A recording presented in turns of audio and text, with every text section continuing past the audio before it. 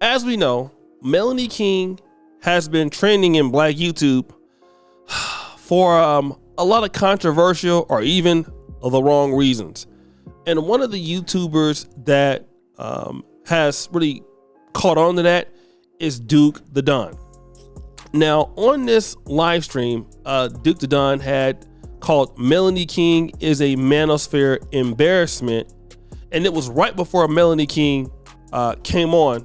Another person came on called Tamara from 8 at the Table. Now, 8 at the Table is like a really good discussion show. It's a podcast. It's like a full season, if you will. It's kind of hard to say if it's like a podcast or a TV show. But to be real, I like 8 at the Table. It's real good. They have a real good production. Talk about love and relationships, things like that. Shout out to them to do a really good job, right? But this particular individual, which is called Tamara, called into the show and changed this pretty much the subject of the show and made it about Kevin Samuels. I like to play that excerpt and I'm gonna come back. Tamara, shout out to you. Welcome to the stream. Hi, how are you? I'm Tamara. Good. I'm from 8 at the Table, and I got a Oh, yes. I'm in trouble now, ain't I? No, you're not. I love what you're doing. What you mean you're in trouble? Oh, okay. I've been watching you for the past 3 weeks. I found you about a month ago now, and I have been watching everybody. I pay attention to, because I use my platform to speak on inclusive things. If you go to my stuff on Instagram, Tamara, I'm always pushing conversation. Even when I'm on 8 at the Table, you know, they don't put me when it comes to the ratchet talk and all the foolery. I don't have time for that. It's always to educate, to push positivity, inclusive relationship between Black men and Black women. Now, absolutely. When it comes to Kevin Samuel, I'm not a fan of him. I never been, and I felt he was a mole from the day he got in. And I kept saying, why do you think that? Because let me tell you something. When it comes to our people, we have to understand how important we are.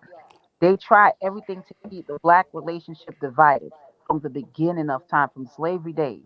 They scattered us in the Caribbean and I'm talking about in the American area, scattered us to Jamaica, to the Bahamas.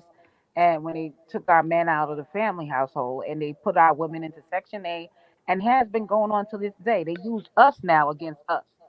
So digitally, we are destroying each other more than ever. So when now you get a Black man to be able to speak for our people and speak to our men, instead of him taking the time to speak more inclusively. I don't care if women were going up there saying stupidness. As a man, a 50-year-old man, most of the girls that were calling up there was in their 20s. That means he could have been their fathers.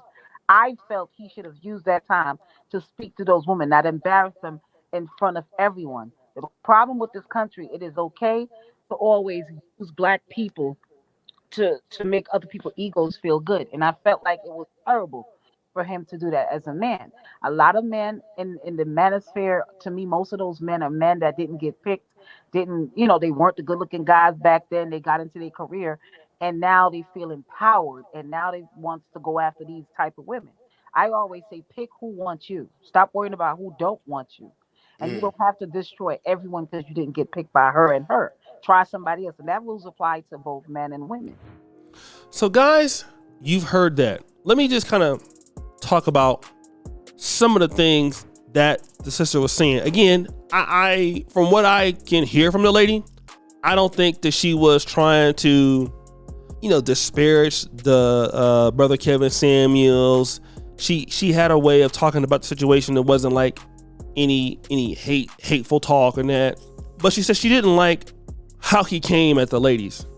He said he was an older man and most of the ladies he interacted with was like in their 20s, and he should have been more or less like a father figure to them. Now, I do want to admit some of the things he talked about, like, how the Black community has been targeted and how we've been separated. I get all of that. But now, why does he need to be their father figure? That's the whole point. Number one, he should have been like a father for the ladies calling in, which they called in on their own volition. But that's the whole point of it. Where are their fathers? And when you talk to certain sisters about that, y'all have a hard time discussing that. Because sisters act on their own volition. That's what feminism allowed you to do. So you can choose whatever man you want to deal with. Can't nobody tell you nothing. All right?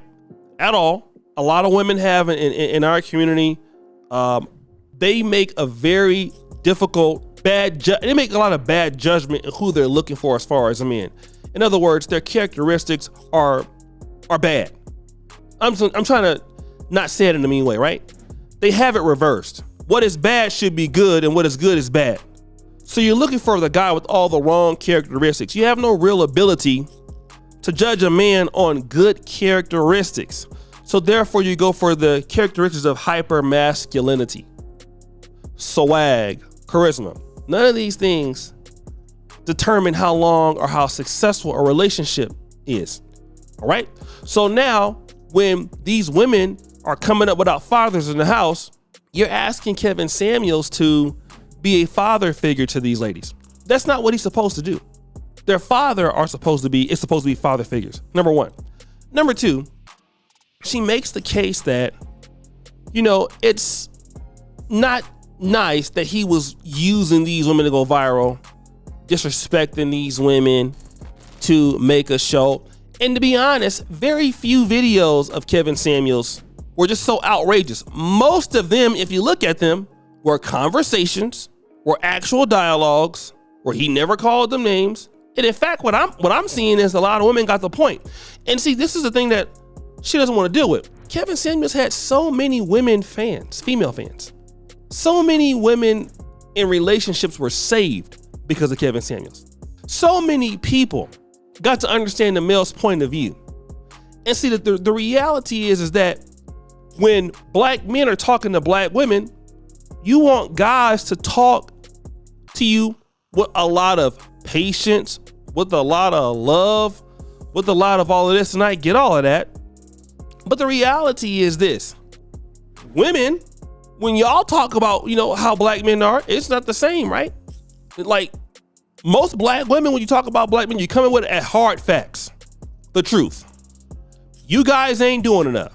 You brothers need to do better. Your brothers is broke. Your brothers is lazy. Your brothers is dusty. Which for us as men, we understand that language.